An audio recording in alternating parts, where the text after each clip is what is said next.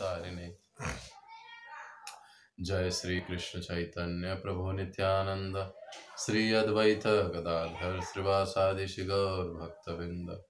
हरे कृष्णा कृष्ण कृष्ण हरे हरे, हरे राम राम राम हरे हरे। मुखं करोति वाचालं पङ्गुं लङ्घयते गिरिं यत्कृपातमहं वन्दे श्रीगुरो दीनतारिणम्। हरे कृष्णा। ईशोपनिषद कक्षा में आप सभी का हार्दिक स्वागत है। आज से हम मंत्र 9 आरंभ कर रहे हैं।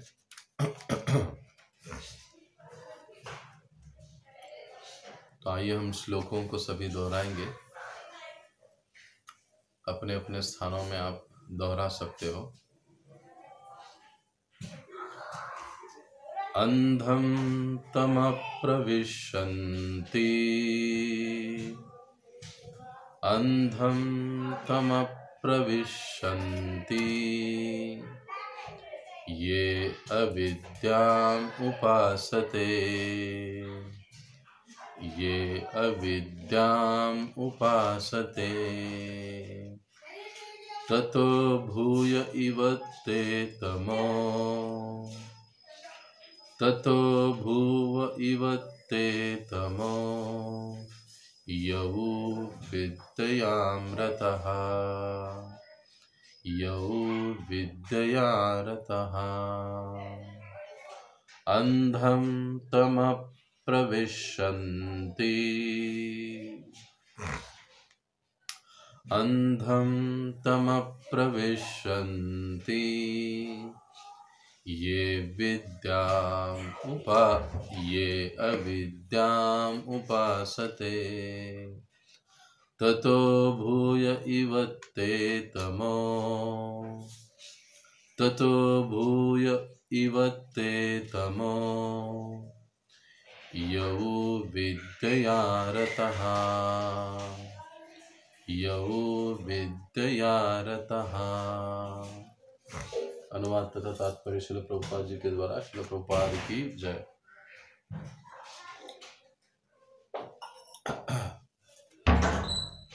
जो लोग अविद्यापूर्ण कार्यकलापों के अनुशीलन में लगे हुए हैं, वे अज्ञान के गहनतम क्षेत्र में प्रवेश करेंगे। इनसे भी निकृष्ट वे हैं जो तथाकथित ज्ञान के अनुशीलन में लगे हुए हैं।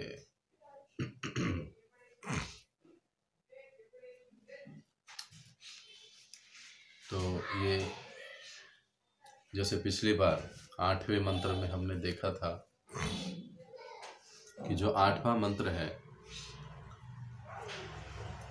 वो हमको ये दर्शाता है या दिखाता है कि एक महाभागवत भगवान के गुणों को कैसे देखता है, भगवान को कैसे देखता है, और जो इस प्रकार से भगवान के गुणों को देखता है तो ऐसे महाभागवत की गति क्या होती है, वो कैसे भगवत प्रेम भगवत धाम को प्राप्त करता है।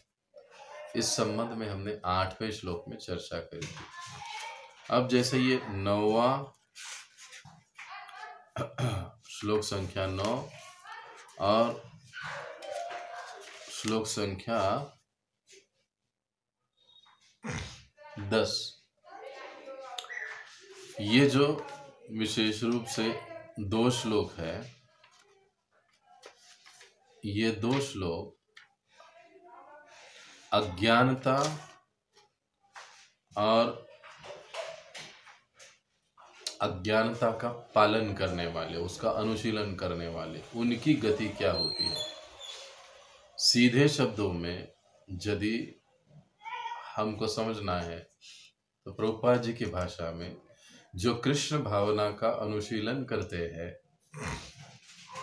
भक्तों के संग में रहकर भगवान को, भगवान के गुणों को, भगवान के भक्तों को, भगवान के भक्तों के गुणों को विधायक और सकारात्मक दृष्टि से देखने का गुण विकसित करते हैं, ऐसे भक्त, ऐसे साधक वैकुंठ जगत या भगवत धाम की प्राप्ति करते हैं।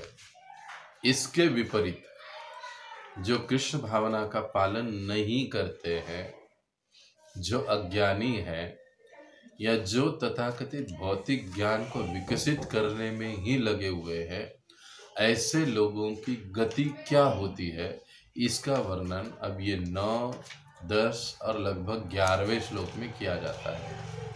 अब 10 और 11वां श्लोक विशेष रूप से अविद्या किसे कहते हैं, विद्या किसे कहते हैं, इसके ऊपर चर्चा होगी। लेकिन अब ये जो 9 नंबर का श्लोक है, अंधम तमः प्रविशन्ति, अंधम यानी निपट अज्ञान, तमः मतलब अंधेरा, प्रविशन्ति मतलब प्रवेश करते हैं, गहन अंधकार से भरे हुए स्थान में प्रवेश करते हैं। कौन प्रवेश करते हैं? ये अविद्याम उपासते, जो अविद्या की उपासना करते हैं। अब प्रभुपाद जी तात्पर्य में देखिए हमको क्या समझाते हैं, यानी अविद्या की उपासना करने वाले जो कृष्ण भक्त नहीं है या कृष्ण भावना भावित नहीं है, ऐसे लोगों की गति क्या है? तो गहन अंधकार वाले क्षेत्र में या स्थान में प्रवेश करते हैं। और हम देखते हैं भागवत में 28 प्रकार के नरकों का वर्णन मिलता है, जहाँ पर कई ऐसे नरकों का वर्णन है कि जहाँ पर केवल अंधकार और अंधकार ही होता है। ऐसे स्थानों में उनकी गति होती है। अब देखिए हम आहिस्ता आहिस्ता तात्पर्य को पढ़ेंगे और तात्पर्य के आधार पर समझेंगे। इस मंत्र में विद्या तथा अविद्या का तुलनात्मक अध्ययन किया गया है। अविद्या अर्थात अज्ञान निसंदेह घातक है। किसी चीज को पता नहीं होना, किसी चीज का, किसी विषय वस्तु का ज्ञान नहीं होना, ये घातक है, अच्छा नहीं है, इससे नुकसान होता है। लेकिन इससे भी घातक क्या है? प्रभुपाद जी कहते हैं लेकिन अविद्या उससे भी अधिक घातक है।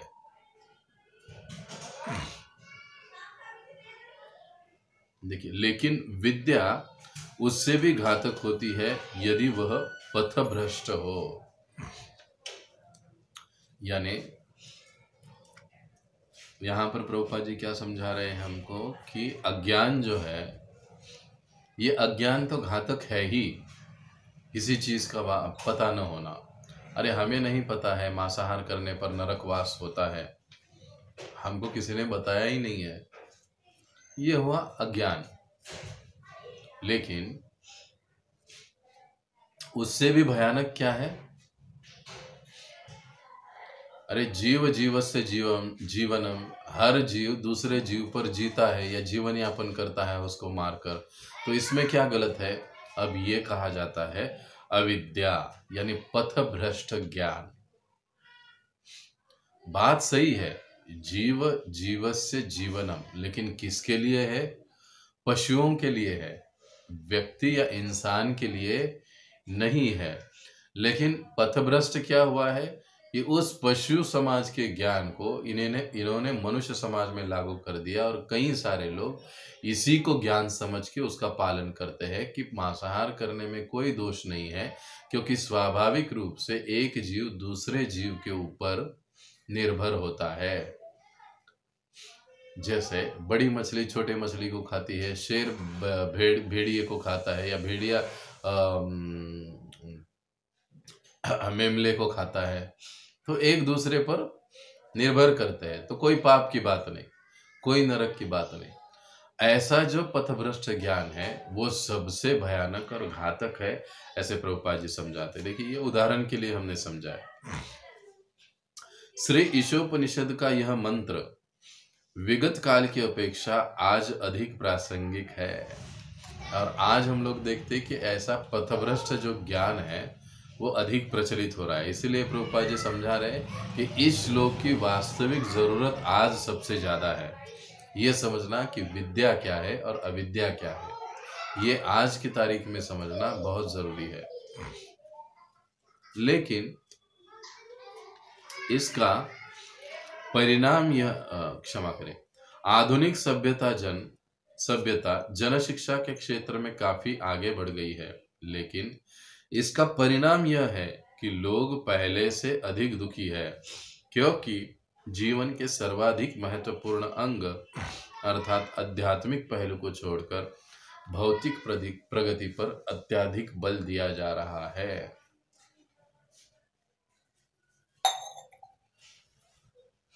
यानी क्या कह रहे प्रभुपाद जी, पहले के जमाने की दृष्टि से देखा जाए तो आज के लोग काफी उच्च शिक्षित है, काफी पढ़े लिखे हैं, लेकिन इनको आध्यात्मिक जीवन के बारे में, परिणामों के बारे में कुछ पता नहीं है। वो केवल भौतिक ज्ञान को या उसकी प्रगति में लगे हुए हैं, जो कि और अधिक खतरनाक है। इसके लिए हम देखते हैं कि इतनी शिक्षा और ज्ञान तथाकथित होने के बावजूद भी समाज, व्यक्ति, दुनिया दुखी दिखाई देती है।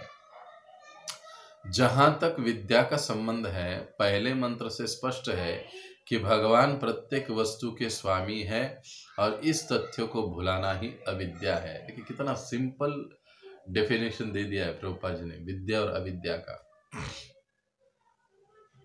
पहला जो मंत्र है ईशावास्यम इदम सर्वम, अब इस पहले मंत्र से कि भगवान प्रत्येक वस्तु के स्वामी है, इसको स्मरण रखना और इस मंत्र के अनुसार जीवन यापन करना, ये विद्या है।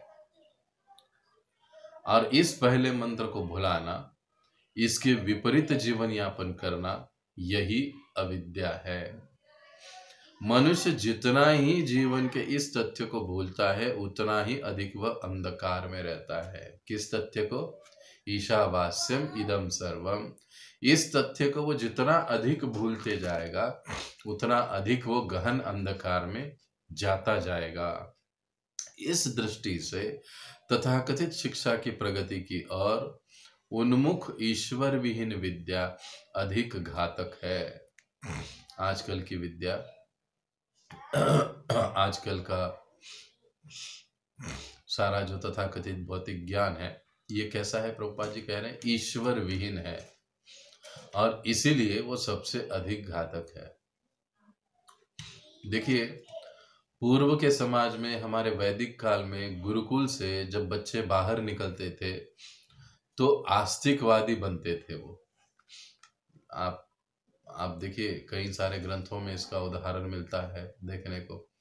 5 साल में जब बच्चा गुरुकुल में जाता था और जब 25 साल में वो जब गुरुकुल से बाहर आता था तो वो नास्तिक बन के बाहर नहीं आता था, वो नास्तिक बनकर बाहर नहीं आता था। 5 साल की उम्र में वो गुरुकुल जाता था। गुरुकुल जाकर सारी विद्याएं, सारी कलाएं वो वहां पर सीखता था, सारे वेदों के ज्ञान को वो सीखता था।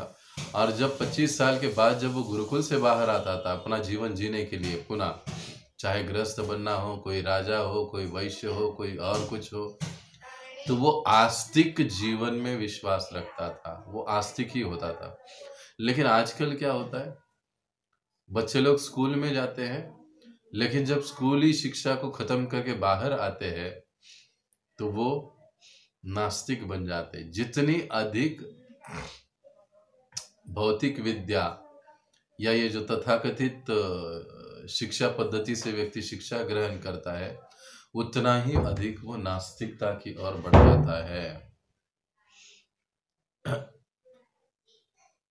इसलिए प्रभुपाद जी कहते हैं कि ये जो आधुनिक ईश्वर विहीन विद्या है वो सबसे अधिक घातक है, अपेक्षाकृत उस सभ्यता के जिसमें सामान्य जनता कम शिक्षित है। अब गांव में देखते हैं, हम देहात में देखते हैं, लोग पढ़े लिखे नहीं है, लेकिन फिर भी रोज शाम को वो हरि भजन करते हैं, कुछ ना कुछ कथा कीर्तन में अपने आप को संलग्न रखते हैं। आज भी अगर हम देहात में जाएंगे तो देहात में लोगों का टीवी के सामने बैठने में रुचि कम है। वो अधिकतर गांव में जो बड़े बड़े मराठीत त्याला चावडी म्हणतात, गांव में ऐसे बड़े बड़े एक स्थान होता था, सारे बुजुर्ग लोग अपना खान पान आदि सब कुछ होने के बाद, खेतों में से आने के बाद, खान पान होने के बाद सब इकट्ठा वहां पर आते थे। कोई भजन करता है, कोई कीर्तन करता है, कोई गाता है, कोई रामायण की कथा सुनाता है, कोई महाभारत की कथा को सुनाता है, और एक दूसरे सभी सुनते रहते हैं। कोई गाता है, कोई सुनता है, कोई बोलता है, कई सुनते हैं, और कुछ समय के बाद पुनः अपने अपने घरों में लौटकर सोते हैं, पुनः सवेरे उठते हैं। हालांकि ये लोग शिक्षित नहीं है या कम शिक्षित है, लेकिन फिर भी ये जीवन के वास्तविक मूल्यों को समझने वाले लोग हैं।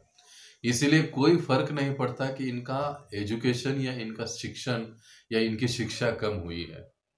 इसलिए प्रभुपाद जी कहते हैं कि ये लोग इनसे बेहतर है जो उच्च शिक्षा प्राप्त करने के बाद भी ईश्वर विहीन सभ्यता के करते हैं या पुरस्कार करते, ईश्वर विहीन सभ्यता का। तो ऐसे लोग सबसे अधिक घातक है। और कम पढ़े लिखे हैं लेकिन जो ईश्वर में विश्वास रखते हैं, ऐसे लोग उत्तम है। मनुष्य के विभिन्न वर्ग है, कर्मी, ज्ञानी तथा योगी। इनमें से कर्मी वे हैं जो इंद्रिय तृप्ति के कार्यों में व्यस्त रहते हैं। अब प्रभुपाद जी इस पैराग्राफ में 3 प्रकार के मनुष्यों का वर्गीकरण हमको समझा रहे हैं, प्रकार बता रहे हैं। और सबसे पहले कहते हैं कर्मी। कर्मी यानी ऐसा व्यक्ति जो अपने इंद्रिय तृप्ति के कार्यों में लगे हैं। मैं, मेरा परिवार, मेरा घर, मेरा गाड़ी, मेरा बंगला, मेरा पैसा, मेरा संपत्ति, जो केवल इसी के पीछे लगे रहते हैं और भगवत ज्ञान या भगवत भक्ति की आवश्यकता को नकारते रहते हैं, ऐसे लोगों को कर्मी कहा जाता है। आधुनिक सभ्यता में प्रायः 99.9% लोग उद्योगवाद, आर्थिक विकास, परोपकार, राजनैतिक सक्रियतावाद इत्यादि के नाम पर इंद्रिय तृप्ति के कार्यों में लगे हुए हैं। कठोर बात है ये। प्रभुपाद जी क्या कहते हैं कि आधुनिक सभ्यता में प्रायः 99% से भी 99.9% लोग उद्योगवाद, बिजनेस करो, व्यवसाय को बढ़ाओ, अधिक इंडस्ट्रीज को अपने समाज में, अपने देश में, अपने जिले में लेकर आओ, उसके द्वारा आर्थिक विकास करो, लोगों को सुविधाएं दो, परोपकार करते रहो, राजनैतिक जीवन में सक्रिय रहो। कुछ ना कुछ तो राजनैतिक कार्य हमको करने चाहिए, समाज के लिए कार्य हमको करने चाहिए। ये सारे कार्य जो लोग करते हैं, इसमें कहीं ना कहीं प्रत्यक्ष अप्रत्यक्ष रूप से इंद्रिय भोग की अपेक्षा या इच्छा लगी रहती है, छिपी रहती है। इसीलिए ये सारे कर्मी के कैटेगरी में ही आते हैं। ये सभी कार्य न्यूनाधिक इंद्रिय तृप्ति पर आधारित है। क्यों? क्योंकि उद्योगपति धन कमाकर बड़ा आदमी या स्वामी बनना चाहता है सभी का। आर्थिक विकास करके सरकार, जनता, लोग अपने आप को ऊंचा उठाना चाहती है। फिर से ये भी सारी स्वार्थ ही है। आगे परोपकार, अन्यों पर परोपकार करके लोग अधिक से अधिक प्रसिद्धि, अपने आप को प्रसिद्ध बनाना चाहते हैं या अपना पुण्य कार्य बढ़ाकर स्वर्ग या आदि जैसी कुछ चीजों की अपेक्षा, आकांक्षा रखते हैं। देखिए आजकल 1 किलो गेहूं देंगे या 4 चपाती किसको देंगे, लेकिन उसके साथ अपना सेल्फी निकालेंगे और फिर सारे सोशल मीडिया पर भेज देंगे। ये क्या है? इंद्रिय तृप्ति।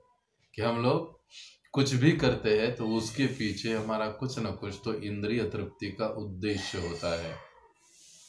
और इसीलिए प्रभुपाद जी कहते हैं कि ये न्यूनाधिक इंद्रिय तृप्ति पर ही सारे कार्य आधारित होते हैं, जिनमें प्रथम मंत्र में वर्णित ईश चेतना सम्मिलित नहीं होती है।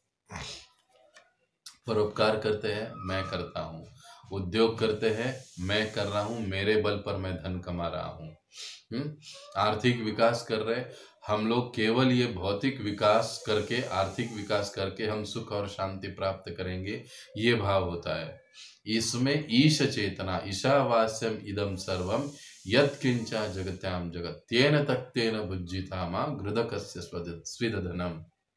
ये जो भाव है पहले मंत्र का, ये कहीं पर भी नहीं होता है, इसीलिए ये लोग कर्मी कहलाए जाते हैं। प्रभुपाद जी समझा, देखिए कितनी सीधी सरल व्याख्या कर्मियों की दी है। इसलिए हम भक्तों को भी अक्सर इन चीजों से बचना चाहिए, चाहे प्रतिष्ठा हो, प्रसिद्धि हो, या ऐसी जो भी हम सेवा कार्य चीजें आदि जो भी हम करते हैं, उसके पीछे हमारी भावना आत्यंतिक शुद्ध होनी चाहिए, पहले मंत्र के समान कि सब कुछ भगवान का है, मैं उन्हीं को उनकी सेवा में पुनः लगाने की कोशिश कर रहा हूँ, कर रही हूँ। इस भावना से जब हम कोई सेवा कार्य, फिर वो परोपकार का कार्य हो, किसी भक्त की मदद हो, भगवान की कोई सेवा हो, या चाहे दिखने के लिए वो भौतिक कार्य ही क्यों ना दिखाई दे, कि किसी भक्त को किसी चीज की मदद करनी हो, उसके पीछे हमारी चेतना, हमारी भावना यदि मैं पहले मंत्र वाली है कि सभी चीजों के स्वामी भगवान हैं,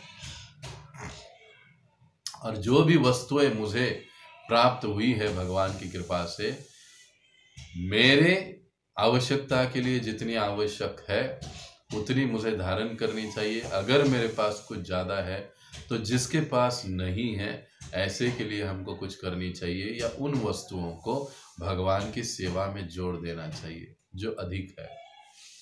ये पहले मंत्र की जो भावना है, इस भावना के साथ जब हम सेवा कार्य करते हैं तो ऐसी सेवा हमारे परंपरा को, हमारे भगवान को, हमारे इष्ट को प्रसन्न करने वाली होती है।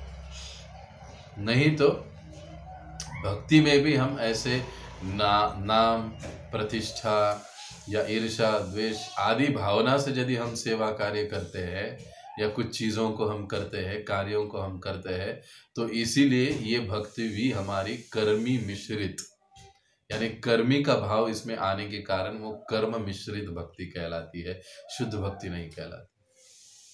इसीलिए जब हम सेवा भी दे रहे हैं, कर रहे हैं, चाहे भगवान की हो, भगवान के भक्तों की सेवा हो, हमको ये हमेशा स्मरण में रखना चाहिए, ईशावास्यम इदम सर्वम, सब कुछ भगवान की मालिकी का है, वे स्वामी हैं, उनकी कृपा से जो कुछ भी मुझे प्राप्त है मेरी आवश्यकता के अनुसार वो मुझे रखना चाहिए, और अन्य किसी और का है ये समझकर समय समय पर हमको उसको भगवान की सेवा में या भगवान के भक्तों के सेवा में लगाते रहना चाहिए।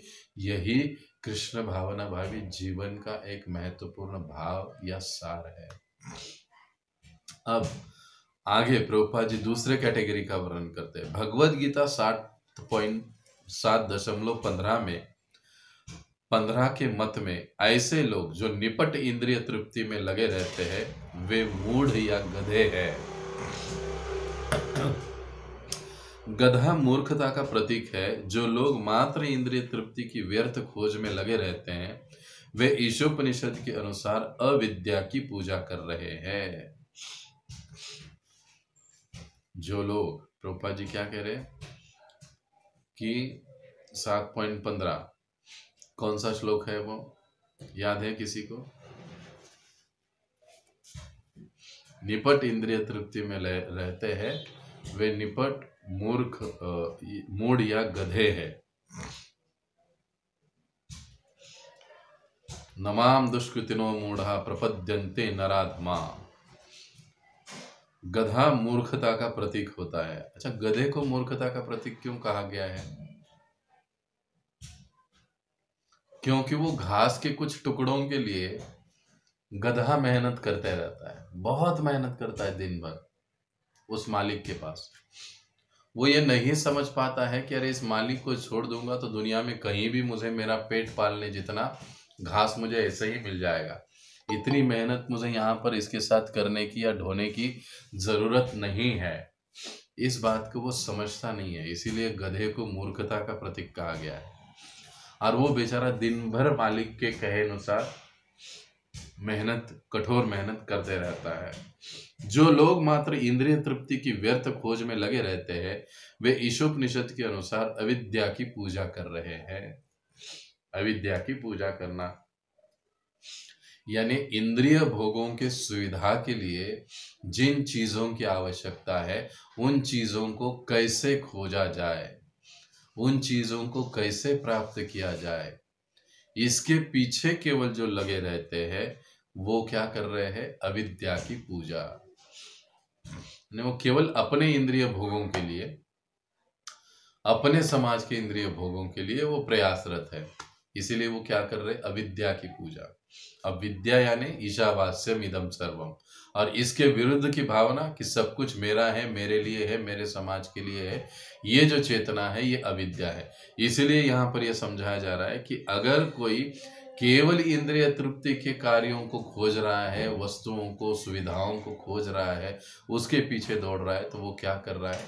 अविद्या की पूजा कर रहा है। 8 घंटा काम करना जीवन यापन के लिए सफिशिएंट है, लेकिन अगर कोई 12 घंटा मेहनत कर रहा है, तो इसका मतलब है अगर वो भक्त भी है तो वो अविद्या की ही पूजा कर रहा है। केवल दिखने में भक्त दिखाई दे रहा है। 12 घंटे काम करेगा तो फिर वो साधना कब करेगा? जब कब करेगा? हाँ, भक्तों के संग में कब आएगा? गीता भागवत को कब पढ़ेगा? संभव ही नहीं। तो इसलिए ऐसे अविद्या की पूजन का प्रभुपाद जी कड़ाई से विरोध करते। और जो लोग शिक्षा के विकास के नाम पर इस प्रकार की सभ्यता की सहायता कर रहे हैं, अधिक हानि पहुंचा रहे हैं। अब देखिए,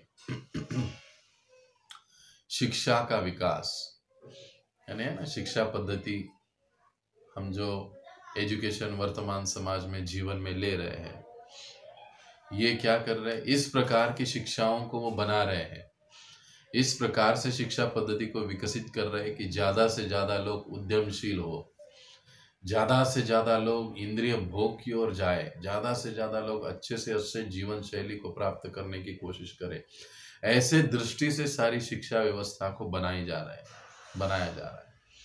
आईटीएंस आपके और क्या क्या आजकल वो कार्टून में लोग मास्टर की कर रहे हैं, क्या क्या कर रहे हैं, एनिमेशन में कुछ कर रहे हैं।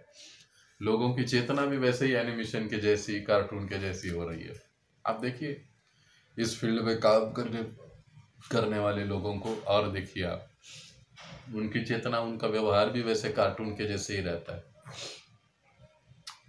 जीवन के उच्च आदर्शों के बारे में कभी सोच ही नहीं पाते हैं। हम किसी एक व्यक्ति विशेष या किसी पंथ विशेष पर टीका नहीं कर रहे हैं, लेकिन ये वास्तविकता है। ऐसी शिक्षा, जो ऐसी शिक्षाओं का विकास कर रहे हैं, ये लोग तो सबसे अधिक घातक है। प्रभुपाद जी समझा रहे हैं, जो निपट इंद्रिय तृप्ति के स्तर पर है। नास्तिक लोगों के द्वारा विद्या की प्रगति उतनी ही खतरनाक है जितनी कि सर्प के फन पर बहुमूल्य मणि होती है। क्योंकि ये शिक्षा का विकास करने वाले लोग कैसे? सारे नास्तिकतावादी लोग हैं। ईश्वर के अस्तित्व पर विश्वास न करने वाले लोग जब किसी शिक्षा पद्धति का विकास करते हैं, तो वो शिक्षा पद्धति भी ईश्वर विहीन ही होगी। और इस शिक्षा पद्धति को ग्रहण करने वाला या ग्रहण करके बाहर निकलने वाला व्यक्ति भी या विद्यार्थी भी, वो ईश्वर विहीन या नास्तिक ही होगा। लेकिन किसी एक भक्त, वैष्णव या भागवत के द्वारा जब शिक्षा पद्धति का विकास होता है, और वो शिक्षा पद्धति का जब कोई व्यक्ति विशेष पालन करता है, तो पालन करने के बाद जब वो बाहर निकलता है, तो क्या होता है? वो भी आस्तिकवादी ही रहता है अपने जीवन में। इसलिए हमने कहा कि पूर्व के जमाने में बच्चे 5 साल के समय गुरुकुल जाते थे, 25 साल के समय जब वो बाहर आते थे, तो वो आस्तिक बनकर बाहर निकलते थे। भगवान की भगवत्ता, भगवान की शक्ति आदि चीज़ों पर उनका पूरा पूरा विश्वास होता था। आजकल बच्चे लोग स्कूल में जाते, स्कूल से कॉलेज में जाते, पीएचडी करते, ग्रेजुएशन करते, पोस्ट ग्रेजुएशन करते, जब बाहर आते हैं तो भगवान को पूर्णतया भूल चुके होते हैं। क्योंकि ये सारी शिक्षा पद्धति नास्तिक लोगों के द्वारा विकसित की गई है। इसी बात को प्रभुपाद जी समझा रहे हैं या चेता रहे हैं, हमको चेतावनी दे रहे हैं कि कितना खतरनाक है, इससे हमको बचना चाहिए। अब आप कहोगे कि अब इस शिक्षा पद्धति को तो हम लोग बदल नहीं सकते। अब हमारे बच्चे तो बाय डिफॉल्ट, मेरे बच्चे भी ऐसे ही शिक्षा पद्धति में शिक्षण ले रहे हैं, पढ़ाई कर रहे हैं, लेकिन हमको घर में अपना वातावरण ऐसे बनाए रखना चाहिए, भले ही वो उस वातावरण से हमारे घर में जब आते हैं तो उनको ये एहसास होना चाहिए कि हमारे माता पिता भक्त है, भक्ति कर रहे हैं, और हम एक आस्तिकवादी लोग हैं जो भगवान पर विश्वास रखते हैं। ये एहसास घर में आने के बाद उन पर होना चाहिए। जब ये एहसास उन पर होगा तो अपने आप इस शिक्षा पद्धति का उन पर कोई प्रभाव नहीं पड़ेगा। वो शिक्षण तो लेंगे अपने उपजीविका के लिए, अपने उदर निर्वाह, उदर भरण के लिए, लेकिन उनकी चेतना आस्तिकवादी रहेगी, क्योंकि उनके हृदय पर, उनके मन पर उनके माता पिता के संस्कार पड़े हुए हैं। तो भले ही बच्चे आज हमारे ऐसे इसमें पढ़ रहे हैं या शिक्षा ग्रहण कर रहे हैं, लेकिन माता पिता की ये विशेष जिम्मेदारी है कि अपने घर में ऐसा आध्यात्मिक वातावरण बनाने की कोशिश करें जिससे बच्चों पर उनका सकारात्मक प्रभाव पड़े, उस वातावरण का, जिससे इन शिक्षा पद्धति का उन पर कोई प्रभाव नहीं पड़ेगा। मणि से विभूषित सर्प मणि विहीन सर्प से अधिक घातक होता है। जिस सांप के सर पर मणि होता है ना, वो अधिक जहरीला, अधिक घातक होता है। जिसके सर के ऊपर मणि वगैरह नहीं होता है वो इतना विषैला या घातक नहीं होता है। हरिभक्ति सुधोदय में ईश्वर विहीन लोगों द्वारा शिक्षा की उन्नति की तुलना शव के श्रृंगार से की गई है। शव का श्रृंगार यानी व्यक्ति मरा हुआ है, उसको श्रृंगार करना, उसको काजल लगाओ, उसको कपड़े पहनाओ, नए कपड़े पहनाओ, उसको कुछ ये करो, वो करो, ऐसा करो, वैसा करो, आदि सारी चीजें। तो क्या इससे क्या है कि ईश्वर विहीन लोगों द्वारा जो ये संस्कृति विकसित की जा रही है, ईश्वर विहीन संस्कृति, ये क्या है कि मरे हुए व्यक्ति का श्रृंगार करने के समान है।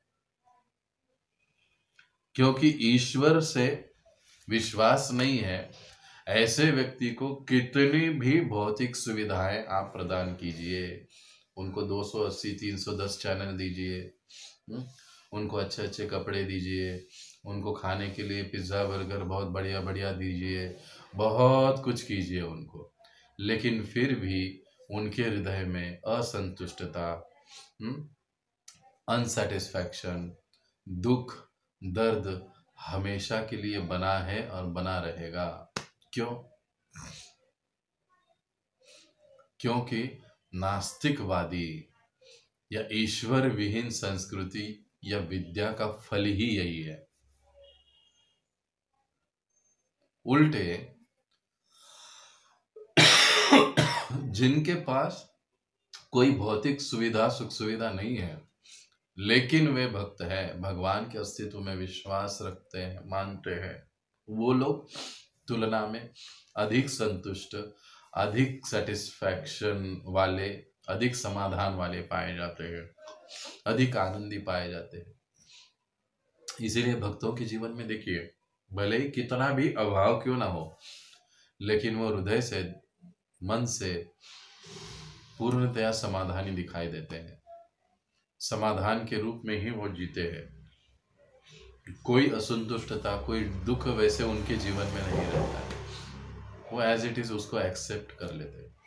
इसलिए एक समय बहुत साल पहले महाराज जी ने एक भजन गाया था, जो आनंद संत फकीर करे वो आनंद नाही अमीरी में। जो आनंद संत फकीर करे, संत और फकीर लोग जिस आनंद, जिस समाधान, जिस सुख की अनुभूति करते हैं, वो सुख, वो शांति, वो अनुभूति अमीरी में यानी धन दौलत, सुख सुविधा या भौतिक वस्तुओं में कभी प्राप्त नहीं होती, या ऐसे सुख सुविधाओं से व्यक्ति को कभी प्राप्त नहीं होती जो एक संत और फकीर को प्राप्त होती है। तो इसीलिए ये कहा गया है कि नास्तिक संस्कृति में भौतिक प्रगति के लिए कितना भी प्रयास करें, वो प्रयास क्या है, शव को श्रृंगार करने के समान है।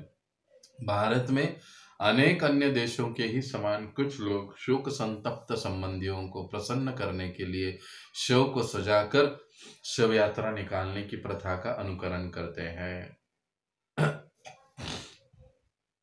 इसी प्रकार आधुनिक सभ्यता के कार्यकलाप भौतिक अस्तित्व द्वारा निरंतर दिए जाने वाले दुखों को ढकने के लिए पैबंद लगाने के समान है।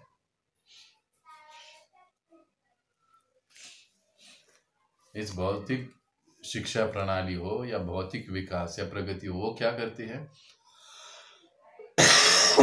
समस्या को जड़ से हल नहीं करती है, बल्कि उसको ढक देती है। उदाहरण के तौर पर देखिए, अब बाल सफेद हो रहे हैं, लेकिन आधुनिक विज्ञान या आधुनिक ज्ञान हमको क्या कहता है कि अरे हेयर डाई करो, गोदरेज हेयर डाई लगाओ, आपके बाल काले हो जाएंगे। बात सही है, बाल काले हो जाते हैं, लेकिन क्या बाल सफेद होना बंद हो जाते हैं? नहीं, वो सफेद बालों को वो काला कलर ढक देता है। ये एक उदाहरण हमने ले लिया। इसी तरह ये जो आधुनिक ज्ञान है, आधुनिक विज्ञान है, वो समस्याओं को केवल ढकता है, उसको जड़ से नष्ट नहीं करता है। ऐसे सभी कार्य इंद्रिय तृप्ति को लक्ष्य बनाकर किए जाते हैं, लेकिन इंद्रियों के ऊपर मन है,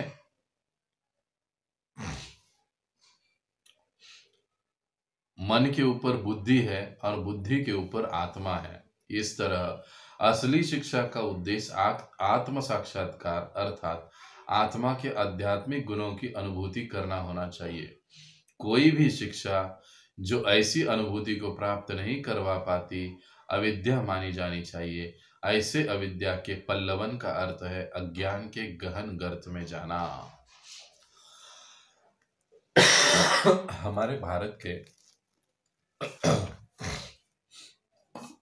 पहले राष्ट्रपति थे जिनका नाम था राधाकृष्ण सर्वपल्ली राधाकृष्णन। हाँ, राइट।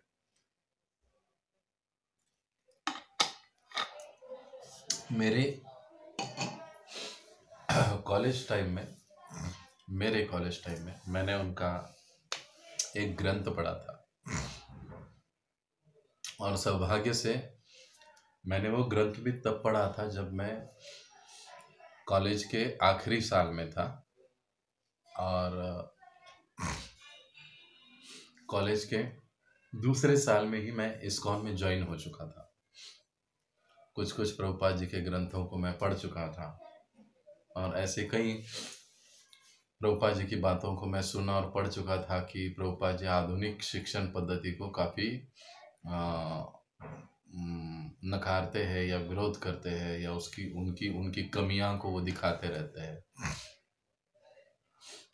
तो उनका एक आत्मचरित्र है डॉक्टर राधाकृष्णन, सर्वपल्ली राधाकृष्णन का, जिसके अंतिम पन्ने पर वो शिक्षा का उद्देश्य क्या होना चाहिए इस बात को समझाते हैं।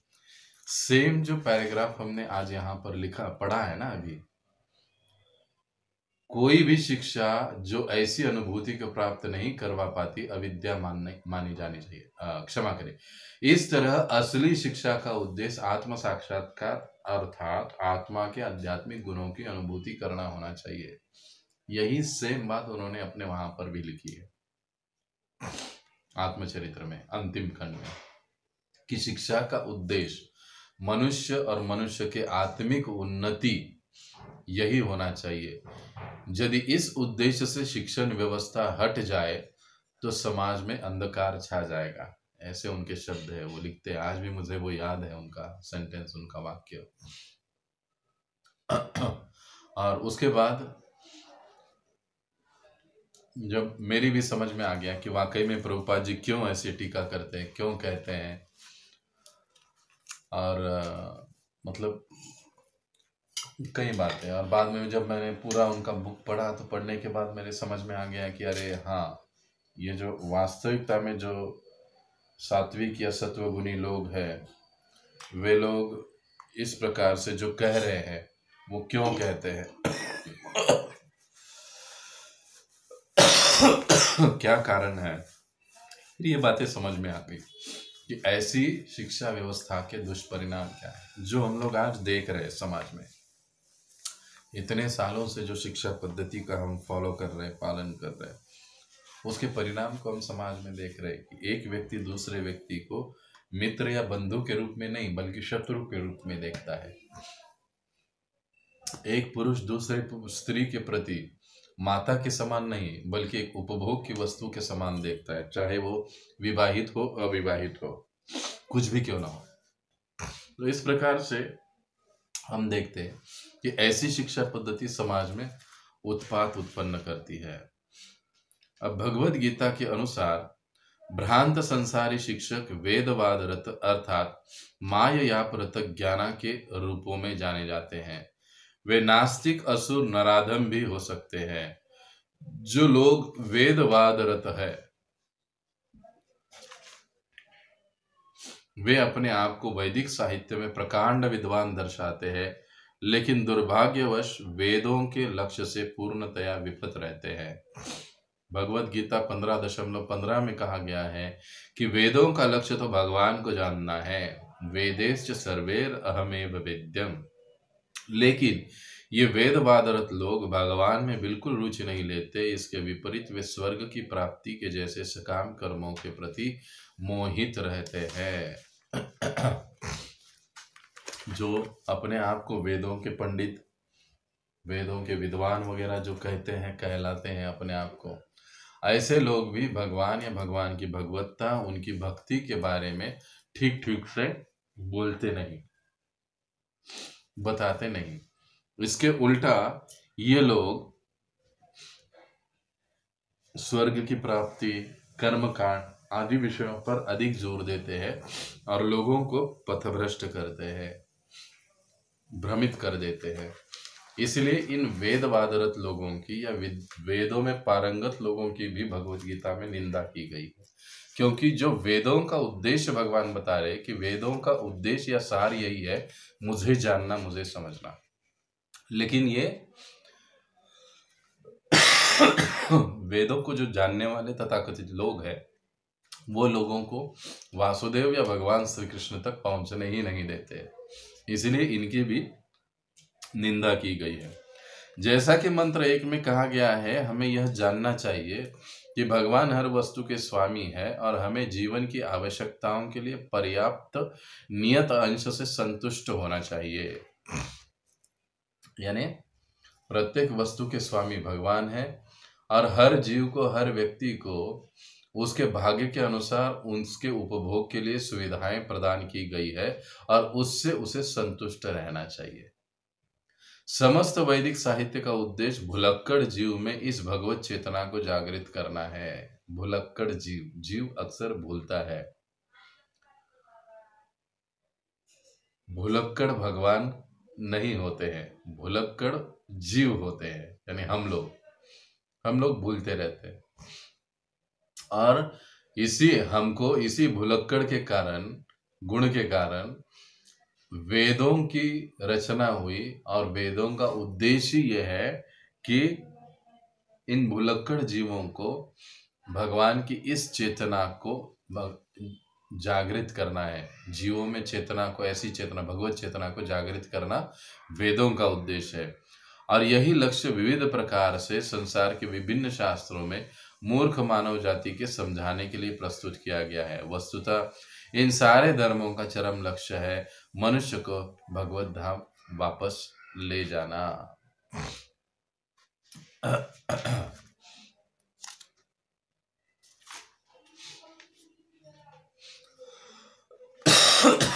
किंतु वेदवादरत अब किसके पास है? ईशोपनिषद कोई पढ़ेगा? थोड़ा आज मेरा तबीयत भी ठीक नहीं है, सो पढ़ने में भी थोड़ा दिक्कत हो रहा है। अगर कोई पढ़ सकता है तो पढ़िए, हम चर्चा करेंगे क्यों। समय कितना हुआ है? 8 बज रहे हैं। ठीक है, अभी और 15 मिनट है हमारे पास, फिर 8:30 बजे हर रोज की तरह हमारा भागवत भी होगा। हाँ पढ़िए प्रभु जी। कहाँ से पढ़ूं प्रभु जी? हाँ ये देखिए, अब मेरे बुक में पेज नंबर 52, किंतु वेदवादरत लोग वेदों के प्रयोजन को, यहां से पढ़ना है। अब पेज नंबर आगे पीछे हो सकता है हर बुक के अनुसार। आपने प्रभु जी अभी जो किया पीछे वाला पैराग्राफ, ऐसी अविद्या के पल्लवन का अर्थ अज्ञान के गहन गर्त में जाना है। हाँ उसके दूसरा पैराग्राफ भी हमने पढ़ लिया, आगे वाला दूसरा पैराग्राफ है भगवत गीता। हाँ ये भी पढ़ लिया हमने, जैसा कि मंत्र 1 में कहा गया है उसका अगला वाला भी पढ़ लिया, ये भी पढ़ लिया। अब वो उसके अगले वाला, किंतु वेदवादरत लोग, हाँ, किंतु वेदवादरत लोग वेदों के प्रयोजन को, जो कि भुलक्कड़ जीव के भगवान से विस्मृत संबंध को पुनः जागृत करना है, न समझकर यह मानकर चलते हैं कि ऐसे गौण विषय वेदों के अंतिम लक्ष्य हैं, यथा इंद्रियों की तृप्ति के लिए स्वर्गिक आनंद की प्राप्ति, और यही काम वासना सर्वप्रथम भौतिक संबंध का कारण बनती है। बंधन का। ऐसे लोग वैदिक साहित्य की गलत व्याख्या करके अन्य लोगों को भ्रांत करते हैं। कभी कभी वे पुराणों की भी भर्त्सना करते हैं, जबकि सामान्य लोगों के लिए ये पुराण प्रामाणिक वैदिक व्याख्याएं हैं। वेदवादरत लोग वेदों की अपनी खुद की व्याख्या करते हैं और महान आचार्यों के प्रमाण की उपेक्षा करते हैं। वे अपने ही बीच में से किसी कपटी व्यक्ति को ऊपर उठाकर उसे वैदिक ज्ञान का अग्रणी बताकर प्रचार करने की प्रवृत्ति भी रखते हैं। ऐसे वेदवदरत लोगों की भर्त्सना इस मंत्र में विद्यायाम रता जैसे उपयुक्त संस्कृत शब्द के द्वारा विशेष तौर पर की गई है। विद्यायाम का अर्थ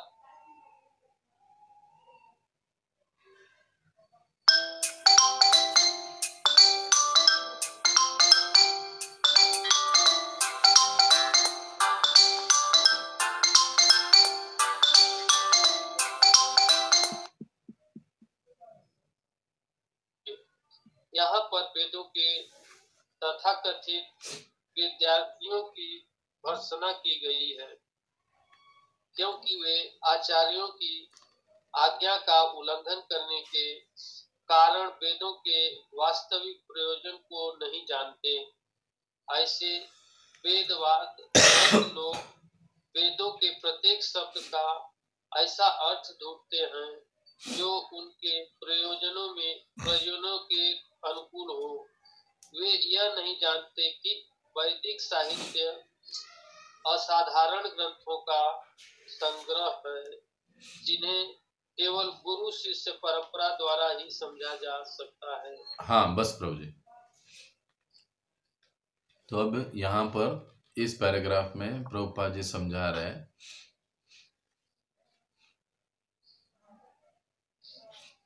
कि जो वेदवाद लोग हैं, यानी जो अपने आप को ये कहते हैं कि वो वेदों के अनुयायी हैं, वेदों के जानकार हैं, वेदों के ज्ञानी हैं, लेकिन ये लोगों को गुमराह करते हैं वास्तविक वेदों के उद्देश्य से, और लोगों को कर्मकांडी या कर्म कांड की ओर अधिक ले जाते हैं कि आप ऐसा करोगे तो आपको ऐसा मिलेगा, इस देवता की पूजा करोगे तो ये आपको प्राप्त होगा, उसकी पूजा करोगे वो प्राप्त होगा। ऐसे विषयों में लोगों को लगा के रखते हैं। तो प्रभुपाद जी कहते हैं कि ऐसे लोगों को कभी भी वेदों का असली उद्देश्य पता नहीं चल पाता है। वेदों का सही उद्देश्य, सही अर्थ केवल हम गुरु शिष्य परंपरा से ही प्राप्त कर सकते हैं। इसलिए हम जिस संस्था में ज्ञान ले रहे हैं, इस्कॉन अंतर्राष्ट्रीय कृष्ण भावना अमृत संघ, हमारा जो ब्रह्म मध्व गौड़ीय संप्रदाय है, ये एक अधिकृत गुरु शिष्य परंपरा के कारण जो ज्ञान हम लोग ग्रहण कर रहे हैं वो 100% सही और 100% प्रामाणिक है। इसलिए हम लोग देखते हैं कि हमारे जीवन में इस ज्ञान को अनुशीलन करने से कई सारे परिवर्तन हुए। यदि दवाई अच्छी है तो परिवर्तन या बीमारी दूर भागती है, अगर दवाई में गड़बड़ है तो बीमारी दूर नहीं होगी। हम इस ज्ञान को स्वीकार करके अपने जीवन को देख सकते हैं। वेदों के दिव्य संदेश को समझने के लिए प्रामाणिक गुरु के पास जाना होता है। यह मुंडक उपनिषद का निर्देश है, लेकिन इन वेदवादरतों के अपने खुद के आचार्य होते हैं जो दिव्य परंपरा की श्रृंखला में नहीं होते हैं। इस प्रकार वे वैदिक साहित्य की मनमानी व्याख्या करके अज्ञान के गहनतम क्षेत्र की ओर चले जाते हैं। वे उन लोगों से भी अधिक गहरे अज्ञान में गिरते हैं जिन्हें वेदों का तनिक भी ज्ञान नहीं है। अभी पिछले हफ्ते में मैं कृष्णचंद्र मंदिर में था, तो एक लड़का मेरे पास आ गया जिसे वेदों का अध्ययन करने की काफी इच्छा थी।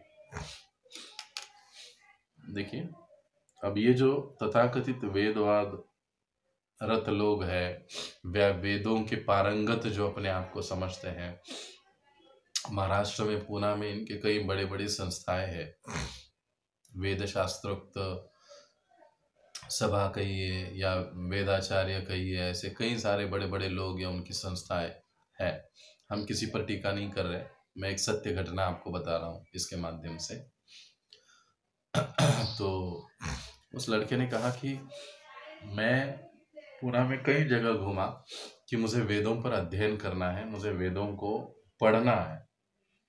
तो मैंने कहा फिर, लेकिन कहे मुझे एक भी वेदाचार्य व्यक्ति ने अपने गुरुकुल में या अपने उस संस्था में एडमिशन नहीं दिया। मैंने बोला क्यों नहीं दिया? क्योंकि वे कह रहे हैं कि तुम ब्राह्मण नहीं हो और तुमने जनेऊ धारण नहीं किया है, तो वेदों को पढ़ने का अधिकार तुम्हारा नहीं है। ओके, तो हमने कहा तो ठीक बात है, इस पर आपका क्या मत है? तो कहें ये तो बात गलत है। मैंने कहा बिल्कुल गलत है, क्योंकि वेदों का अध्ययन यह सभी का अधिकार है। वेदों की निर्मित जीवों के लिए ही की गई है, केवल ब्राह्मणों के लिए या किसी वर्ग के लिए की गई है ऐसे नहीं है। जैसे अभी प्रभुपाद जी कहते हैं कि भुलक्कड़ जीवों को भगवत चेतना पुनः स्मरण दिलवाना ही वेदों का उद्देश्य है। यानी सभी आ गए उसमें, कोई विशेष वर्ग का उपयोग नहीं है यहाँ पर। लेकिन ऐसे जो तथाकथित लोग हैं जो अपने आप को वेदों के पारंगत कहते हैं, इस प्रकार से समाज में भ्रम फैलाते हैं।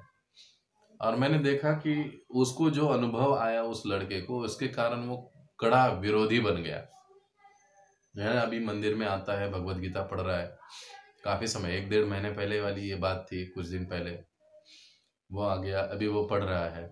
हमने कहा भाई आप इतना सब कुछ क्यों कर रहे हो? गीता भागवत पढ़ो, बस सफिशिएंट है आपके लिए। नहीं कर रहा है, मुझे संस्कृत भी सीखना है, मुझे ये भी करना है। थोड़ा सा फैनेटिक है लड़का, शायद से उसके पास बहुत समय होगा, सो वो इस प्रकार से, लेकिन अभी पढ़ रहा है। कहने का तात्पर्य यह है कि इन लोगों के अपने खुद के आचार्य, जो प्रभुपाद जी समझा रहे हैं ना कि खुद का ही इनका अपना होता है, अपने ही आचार्य होते हैं, अपने ही मनमाने तरीके से वो सारी चीजों को चलाते रहते हैं। और ऐसे लोग, प्रभुपाद जी कहते हैं कि गहनतम अंधकार में प्रवेश करते हैं, क्योंकि ये वेदों के सही उद्देश्य को समझते ही नहीं। जो हर जीव को भगवत धाम में ले जाना वेदों का उद्देश्य है, इस उद्देश्य को वो समझते ही नहीं है। इसीलिए इस प्रकार का भेदाभेद होता है। अब आगे, माया या पृथक ज्ञान श्रेणी के लोग स्वनिर्मित ईश्वर होते हैं। माया या पृथक ज्ञान, जिनकी बुद्धि माया ने हर ली है, ऐसे लोग अपने आप को ईश्वर मानते हैं और उनके अनुसार किसी अन्य ईश्वर को पूजने की आवश्यकता नहीं होती है। मैं ही भगवान हूं, किसी और को पूजने की जरूरत नहीं है, ऐसे ये लोग कहते रहते हैं। यदि कोई धनी व्यक्ति हुआ तो वे उसके सामान्य पुरुष होने पर भी उसकी पूजा करना स्वीकार कर लेते हैं, लेकिन वे कभी भी परमेश्वर की पूजा नहीं करेंगे। ऐसे लोग अपनी मूर्खता को न पहचान पाने के कारण कभी भी यह नहीं सोचते कि भला ईश्वर माया से कैसे बन सकते हैं, क्योंकि माया स्वयं उनकी भ्रामक शक्ति है। यदि ईश्वर कभी माया से बंधे होते तो माया ईश्वर से अधिक शक्तिशाली होती। ऐसे लोग कहते हैं कि ईश्वर सर्वशक्तिमान है, लेकिन वे ये नहीं सोचते कि यदि ईश्वर सर्वशक्तिमान है तो माया से उनके परास्त होने की कोई संभावना ही नहीं है। ये स्वनिर्मित भगवान इन सारे प्रश्नों का स्पष्ट उत्तर नहीं दे पाते, वे केवल खुद को ईश्वर बने रहने में प्रसन्न रहते हैं। यानी नास्तिकतावाद, जो आधुनिक शिक्षण प्रणाली जो ईश्वर विहीन है, उसका अंतिम चरण या उसका अंतिम पड़ाव क्या होता है कि मैं ही ईश्वर हूं। इतना ज्ञान वगैरह प्राप्त कर लेते हैं ये आधुनिक भौतिक तथाकथित ज्ञान कि उनको ऐसे बाद में लगने लगता है कि केवल मैं और मैं ही ईश्वर हूँ, अन्य किसी का पूजन करने की आवश्यकता नहीं है, मुझसे बढ़िया मुझसे श्रेष्ठ कोई हो ही नहीं सकता। इस भावना के साथ फिर उनका सारा व्यापार व्यवहार चालू होता है, जो सबसे अधिक खतरनाक होता है। तो इस प्रकार से ये जो 9वां मंत्र है, और ऐसे ऐसे जो लोग हैं अंत में अंधम तमः प्रविशन्ति, घोर अंधकार में प्रवेश करते हैं। जहाँ पर इसीलिए इसके पहले 7वें 6ठे श्लोक में कहा गया ना, असुरिया नाम ते लोका, जिस लोक में सूर्य उदित ही नहीं होता या सूर्य ही नहीं होता, ऐसे गहन अंधकार वाले क्षेत्रों में ऐसे लोगों को धकेला जाता है, भेजा जाता है कि रहो यहीं पर। तुमको वेदों के रूप में हमने प्रकाश दिया था, लेकिन आपने प्रकाश को नकार के अंधकार में जाने का निर्णय ले लिया, तो अभी हमेशा के लिए आप इधर अंधकार में रहो। तो ऐसे असुरिया नाम थे लोका या अंधम तम प्रवशंति, ऐसे लोगों में इन लोगों को धकेला जाता है या डाला जाता है। ऐसे ये 9वां मंत्र हमको समझाता है। तो यहाँ पर हम रुकेंगे। किसी का कोई प्रश्न है? थोड़ा भागवतम का पठन कक्षा आरंभ करने से पहले मैं थोड़ा सा रेस्ट लेना चाहता हूँ, इसलिए मैं 10-15 मिनट पहले ही समापन कर रहा हूँ।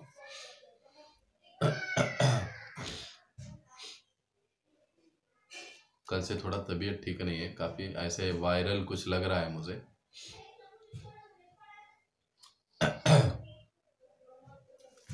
कोई प्रश्न किसी का?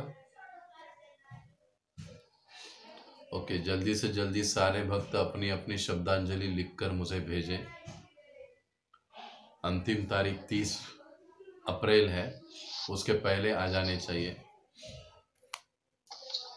पिछली बार हमारे अधिक से अधिक ऑफरिंग थे, इस बार भी हमारे अधिक से अधिक ऑफरिंग होने चाहिए। मैं चाहता हूं कि मेरे ग्रुप के हर भक्त को ऑफरिंग देनी चाहिए और लिखना चाहिए।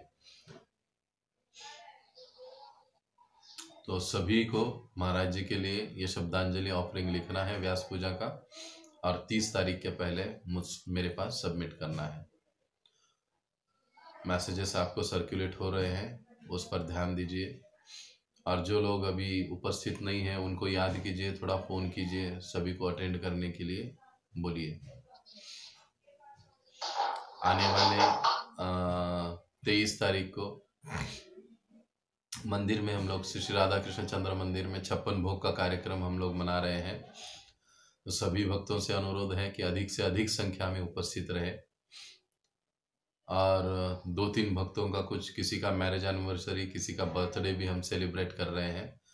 तो अधिक से अधिक मात्रा में आइए और इन भक्तों को अपना कृपा आशीर्वाद प्रार्थनाएं समर्पित कीजिए, दीजिए, ताकि आध्यात्मिक जीवन में आगे बढ़ सके। तो अधिक संख्या में इस आने वाले रविवार के कार्यक्रम में सभी उपस्थित रहिए। तो ओके, यहाँ पर हम लोग रुकेंगे। जगत गुरु श्रील प्रभुपाद की जय, अनंत कोटि वैष्णव वृंद की जय, निताय गौर प्रेमानंदे, हरि हरि बोल।